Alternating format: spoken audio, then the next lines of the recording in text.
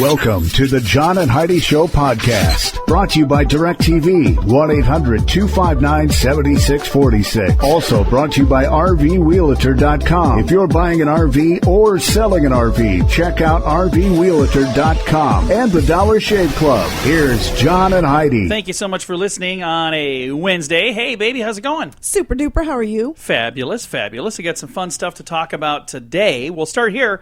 According to articles in both the Journal of Chance and Nature, a retired scientist claims he has proof that his electronic handheld Scrabble game has been cheating him out of vowels. Okay. So, who cares? Is he gambling against himself or no, something? He's just saying that it's not fair. Yeah. He's racked up a Scrabble debt of $88,000. No, he's got a handheld Scrabble game, and it's been cheating him out of vowels. And he has, as I quote, scientific proof. That's super. He's a retired scientist. Does this surprise you at all? Not even a little bit, no. All right. So I love how they come up with this kind of stuff. I wonder, why would he devote himself to, I'm going to take down Big Scrabble. Get a hobby, my friend. Coming up, we're going to talk about all kinds of stuff. Today, we'll be chatting about road rage. We'll be talking about getting run over by a train and talking about it. Yeah, it's all on the way on the John and Heidi Show. This portion of the program is brought to you by Dollar Shave Club. Get razors for $1 a month plus a few bucks shipping, so you can enjoy fresh razors every month for as little as $3. Learn more at dollarshaveclub.com/radio. Dr. Gerald Block of the Oregon Health and Science University is calling for internet addiction to be classified as a genuine mental disorder. What do you think of that? No. In an editorial in the American Journal of Psychiatry, Dr. Block wrote that people addicted to the internet have drug-like cravings, withdrawal, and a constant need for more and better gear. He says these are common impulsive symptoms like those of addiction to drugs or alcohol or food, and they're considered real mental disorders. The internet addiction should be as well. So there. So I don't know. If that's the case, there's going to be a lot of people that are going to be needing a lot of help. Yeah, just need some self-control is what you need. I don't have to have the internet. Oh, whatever. Oh, I could get by without it. Oh, my I went for 45 minutes the other day without checking my email. It was awesome. Best 45 minutes of my day. And you had the shakes. I was like, okay, please let me check. I'm expecting an email. Now, coming up here in a bit, we're going to be talking about road rage, talking about a guy that got run over by a train, and later in the program, going to be visiting with a lady that did not get a bite on the Shark Tank, but she did get investors. LoriCheek with Cheeked. You might remember when she was on the Shark Tank if you watched that show. She'll be on the program later today. Thanks for joining. This portion of the program is brought to you by RVRealtor.com. If you want to buy or sell an RV, go to RVRealtor.com. List your RV for free. Learn more at RVRealtor.com. A new study says road rage may actually be a mental disease. There's all sorts of things that are now being classified as a disease. They apparently are putting out a new book, and they have to fill it with stuff. There's a recent study from the Children's Hospital of Philadelphia and the University of Chicago that say people who commit road rage may actually suffer from an inherent brain disorder, meaning the outbursts may not be within their control. Yeah, right. Whatever. The abnormality is called intermittent explosive disorder, also known as IED. Wait a minute. Isn't that the things that blow up on the roadside? Anyway. No, it's called not being able to take responsibility for your own actions. Yeah. Otherwise referred to as liberalism. Oh, Heidi. Main symptom is sudden outbursts of aggression. So this is according to Children's Hospital of Philadelphia and the University of Chicago. They're saying if you suffer from road rage, it's the most ridiculous thing I have ever heard in my life. You may have mental disease. A mental disease of road rage. Now, I can tell you, I don't think I have road rage. I know I've been upset in traffic, but would you consider anything I've ever done road rage? No. Road rage is you when do get worked up and start screaming and yelling behind the wheel. I don't think I've ever screamed or yelled. Not at someone. You scream and yell in the car with I'm the just windows like, what up. is this guy doing? Why is he doing that? You don't say it that nice. What do I say? You are much louder and much more angry. Oh, behind the wheel. You got to love it. We should do a radio program from behind the wheel. John and Heidi, strapped in, driving in traffic. we would have to bleep a lot of stuff, I'm sure. Oh, yes. It's not good. So I don't think I have road rage, but then again, most people probably don't But think you I know have road what? rage. When we get that way, we can take responsibility for our own action. We understand it's And I can totally tell within you- our control. I've been the knucklehead that pulled out when I shouldn't have before. Either I'm always I waved like, and I'm like, sorry about that. Whoops. I still get flipped off anyway. Didn't see but- you there. All right, there you go. Road rage could mean a mental disorder. You know it's true because you heard it on the radio. The John and Heidi Show is brought to you in part by the Keystone Treatment Center. This is your brain, and this is your brain on drugs. We share silly stories here on the program, but addiction is no joke. If you or someone you know suffers with an addiction to drugs or alcohol, make today the day you seek help. Call toll-free 844-204-1055. That's a toll-free number. Again, 844-204-1055. and this is your brain on drugs. Could you be run over by a train and get up and, be okay afterwards, do you think? I think you probably could. An Iowa man who police said was intoxicated. He was unhurt after a train drove over him. Sean Polly was passed out between the rails of the train tracks. Train's engineer hit the emergency brake and notified authorities that the northbound train may have hit a pedestrian. Two of the train's engines passed over Polly without hitting him. Authorities woke Polly and removed him from the tracks. Oh my gosh. After the first He's engine lucky it was disconnected. between the rails. Yeah, he was arrested for public intoxication. Oh my gosh. Because it's not illegal to be a moron. Otherwise, they would have arrested him for being a moron. Again, this happened in Iowa. Taking a nap on the train tracks? Yeah, Are you you don't need that. What is your problem, man? This is definitely your brain on drugs. I'm just saying. Coming up in a bit in the program here, we're going to have your moment of duh. We've got your scoop of the day. And I have a guest, LoriCheek from Cheeked. It's an app. It's a free app for those of you looking for a date. Be listening later in the program. She'll tell you how it works. This portion of the program is brought to you by Keystone Treatment Center. Addiction is no laughing matter. Call Keystone Treatment Center toll-free at 1-844-204-1055. The most expensive and inappropriate diet ever devised. Don't try this diet at home. 27-year-old Brian F. Monfort was arrested in Springfield, Ohio, and charged with child enticement. This was based on an arrest report noting that twice in January and in March, he had approached children and paid them up to $40 to insult him for being fat. Supposedly, he was doing this as a tactic to inspire himself to lose weight. This is illegal? Apparently giving kids money to do you favors, to even call if you it is, names? yeah, apparently. So that's probably not the best idea. That is a job that I would be awesome at, and I am of age. So if he would like me to phone him every day and say horrible things to him, I would gladly. Brian, she's good at it. She tells I me am. every I'm single very, day. very good at it. It Well, hasn't say- really worked on the diet side of things. Hasn't worked for me. Maybe she's not so good at it. There you go. He was paying some kids $40 to tell him that he's fat. and That is awesome. he got in trouble for that. This has been your moment of duh. The scoop of the day is brought to you by Wells Blue Bunny. If you want delicious ice cream, be sure to look for the Blue Bunny. Sure to have your favorite flavors. Learn more at bluebunny.com. Now, your scoop of the day. Do you have a dollar bill, Heidi? Could you muster one up somewhere, maybe? Yeah, in my panties. What? I worked last night. What are you talking about? If you have a dollar bill, you would be a quadrillionaire in Zimbabwe. Huh. You'd actually be a quadrillionaire 35 times over. The country continues to move away from their currency and towards the use of American dollars or the South African rand. The Reserve Bank of Zimbabwe has further reduced the value of the country's banknotes. The new rate later this year will be 35 quadrillion Zimbabwe dollars to $1 US. A quadrillion is a 1 followed with 15 zeros. That's a lot. All right. Starting in 2020, a woman could be featured on the $10 bill, Heidi. Mm-hmm. They don't know who yet. You know, this is the problem I have with this. I don't have a problem with a woman being on the currency. Yeah. I really don't. That's fine.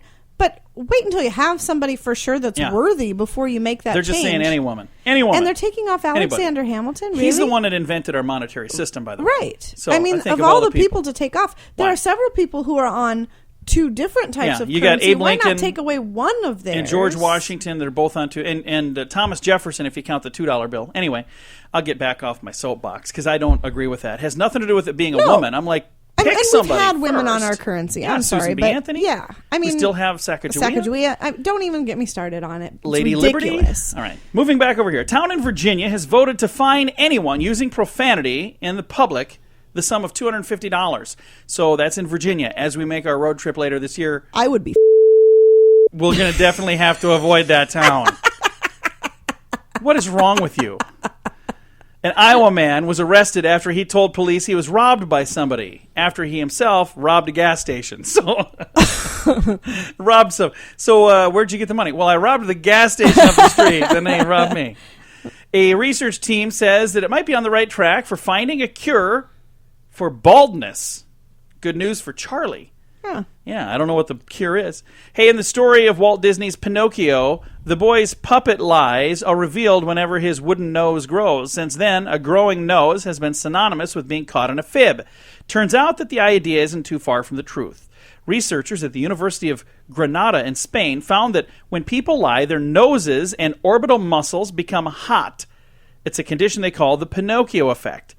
Researchers found that when people fib, the temperature in the muscles around their nose and eyes heat up, while other areas of your face cools down. This corresponding action and the insular cortex, nestled deep within the cerebral cortex, which controls emotions, our subjective sense of our inner blood pressures during exercise, and perception of pain. I don't know what any of the second half of that was. I don't know what any of that means either. Bunch of smart pants your stuff nose saying. Gets hot when you lie. Yeah, That's when you what lie, I it might took from that grow. story.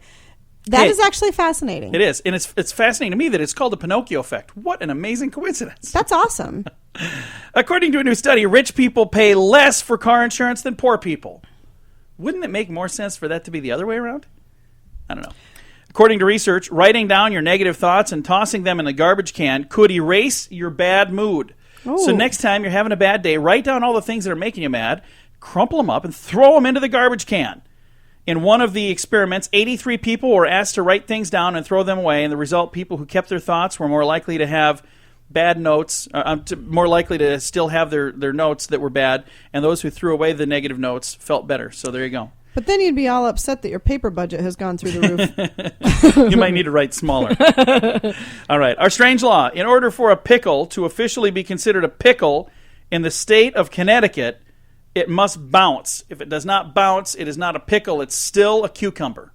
I see. So it doesn't become a pickle until it becomes bouncy. Okay. That's in Connecticut. All right. This road trip that we go on someday, let's avoid Connecticut.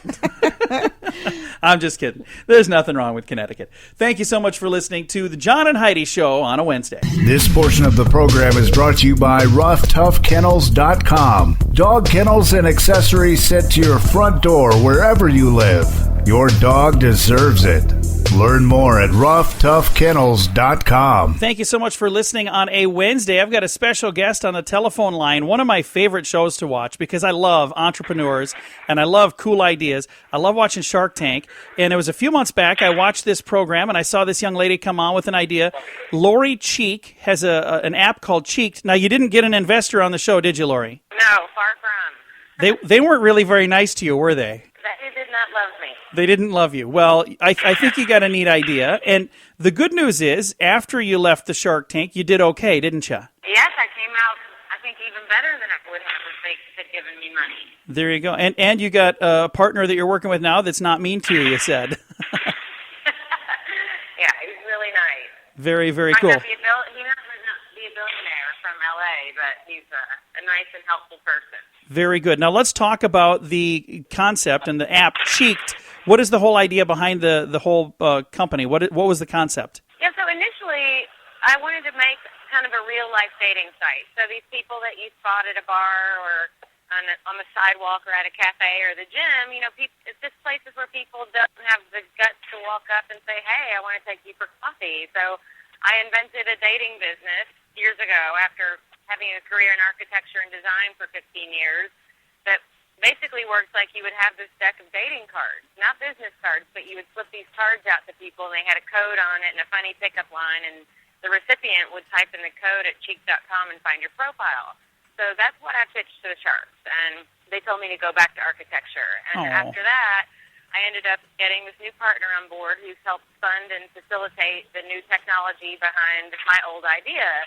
So basically, we've been rebuilding right after the Shark Tank. I think 1 month after, we sat down and figured out how to relaunch the thing, rebuild it, rebrand it, and bring it back to life. So now the way it works is we've newly launched a Bluetooth dating app, and if you see an intriguing stranger in a subway or a plane, you don't even need any kind of internet connection or cell signal.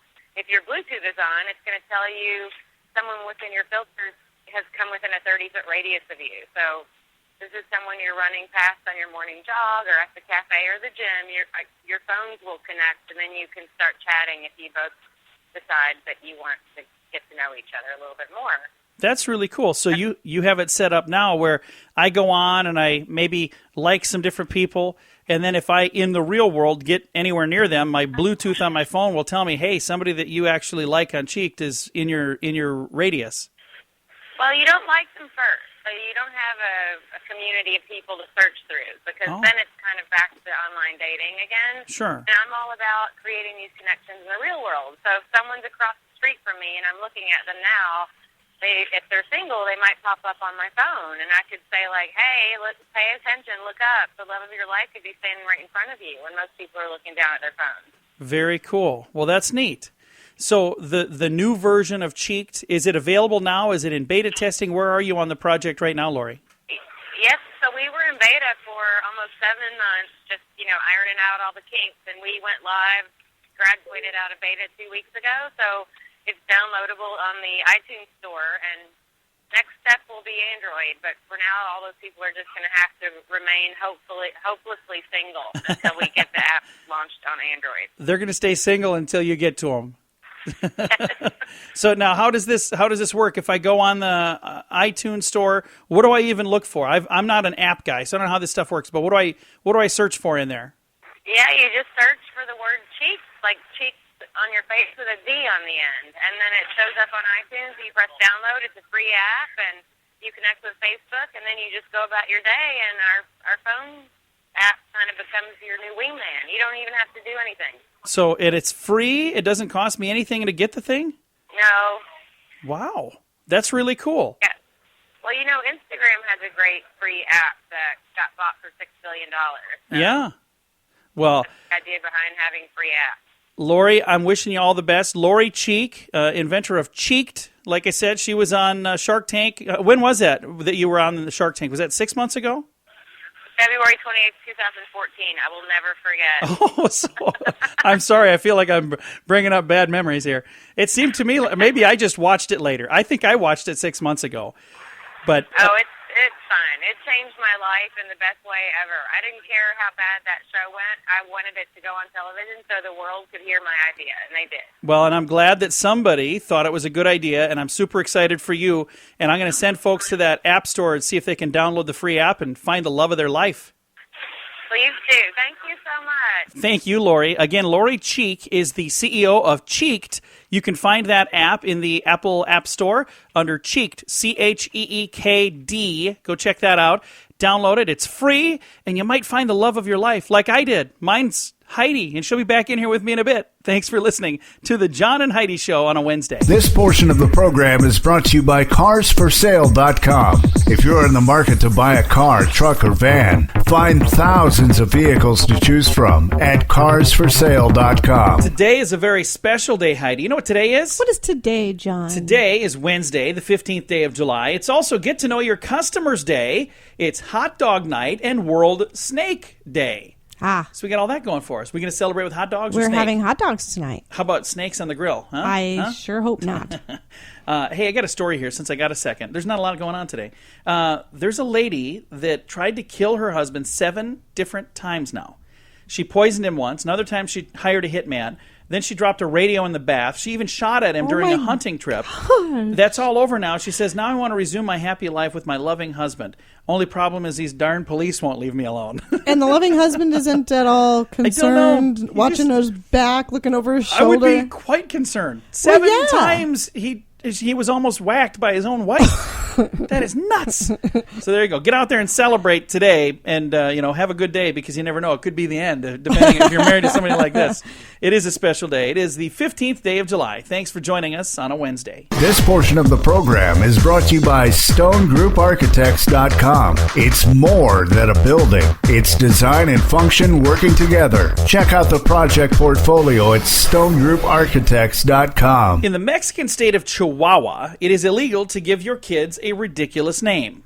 This is probably a law that should go everywhere. This is a law kind of starting to come across. It's all over the place where they're really cracking down and watching it. Well, here's the thing. In the state of Chihuahua in Mexico, they regulate not just the names, but the spellings as well. Lluvia, which is rain in Spanish, is banned. Foreign names like Brian or Karen must be followed by a Spanish name like Jose or Maria. So you could be Brian Jose or Karen Maria. Okay, now that's taking it a little far. Well, cutesy spellings of Elizabeth with an S instead of a Z, forbidden. They say the law is to prevent children from being ridiculed and having legal trouble later on in their life. Brian? That would be so horrible. Well, hey, Brian Williams? He was Mexican, wasn't he? No, probably not. He just said he was on a news report.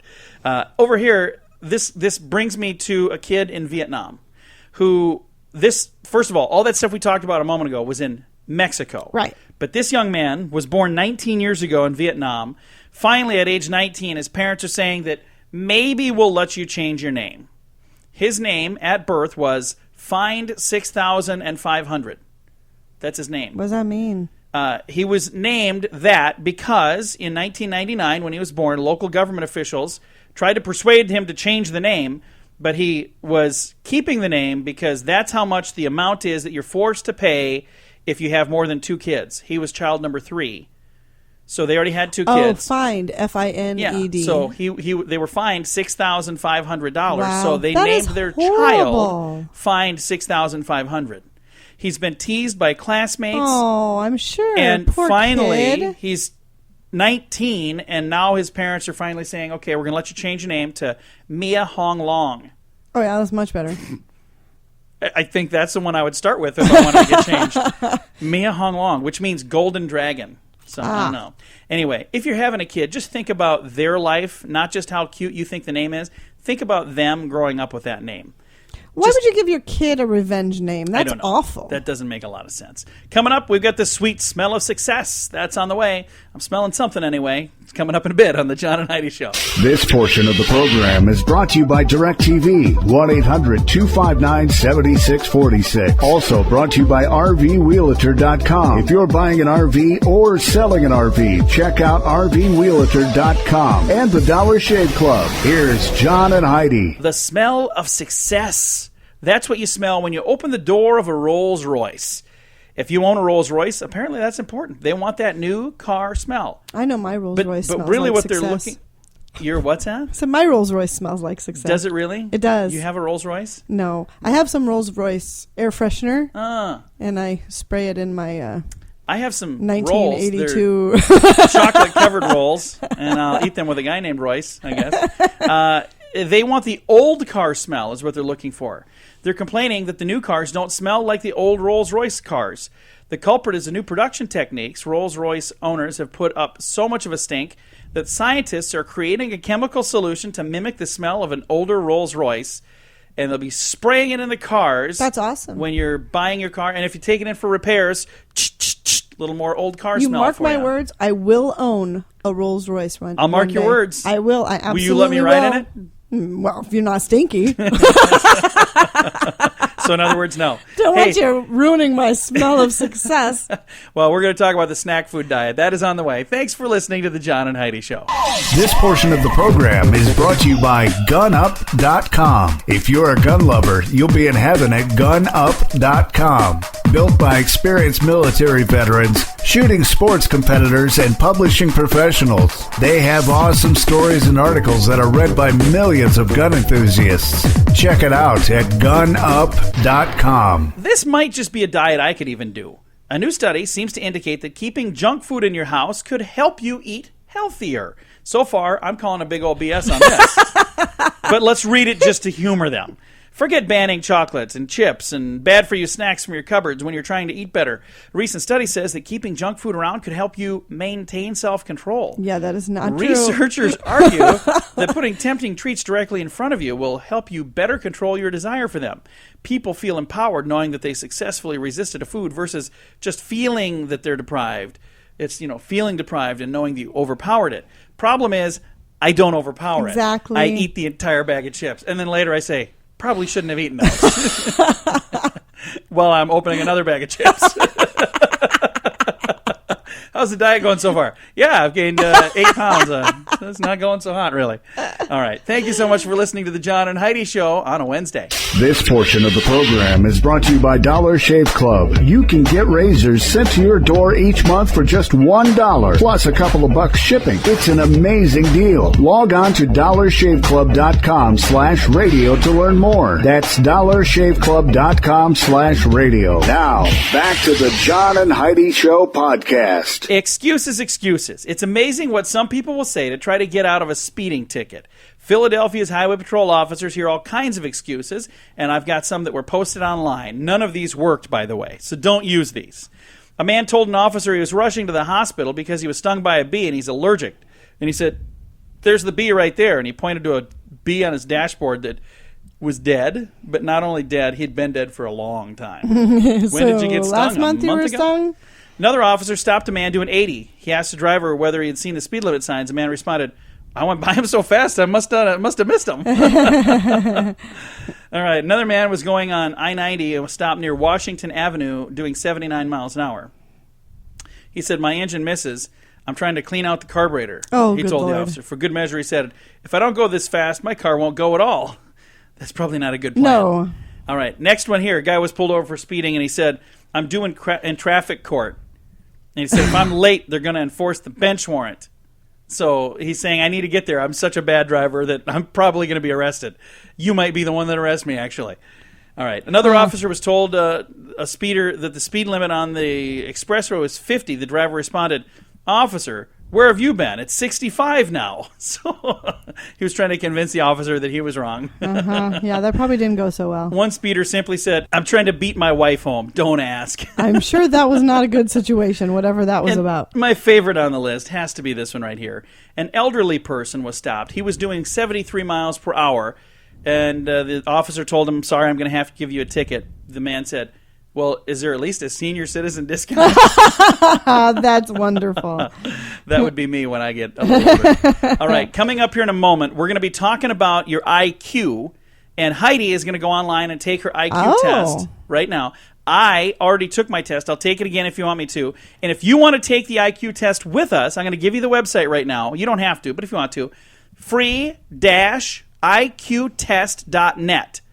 Again, free-iqtest.net. And then we're going to tell you how smart you are based on what you get for that score. So Heidi's going to go do hers now. We'll be back in a bit to tell you how she did. This portion of the program is brought to you by DirecTV. Call 1-800-259-7646. They have hundreds of channels to choose from, with many packages to fit your viewing desires. Learn more at 1-800-259-7646. Thank you so much for listening on a Wednesday. Before we let you go, I shared this a little bit ago. We got this IQ test. A friend of mine took this and shared this with me on Facebook. I thought it was really cool. So I decided to go on to it. It's free-iqtest.net. Don't know who put it together. Don't know anything about that. I just thought it was really darn cool. So I have the list here for you. And it says, if you take the test, according to him, he put this list together. I think this is his list. But it says if you get anywhere from 0 to 25, you're an idiot. You don't want that. If you get 26 to 50, you're an imbecile. That's the difference between an idiot and an imbecile. You're a moron from 51 to 70. If you're 71 to 80, you're borderline.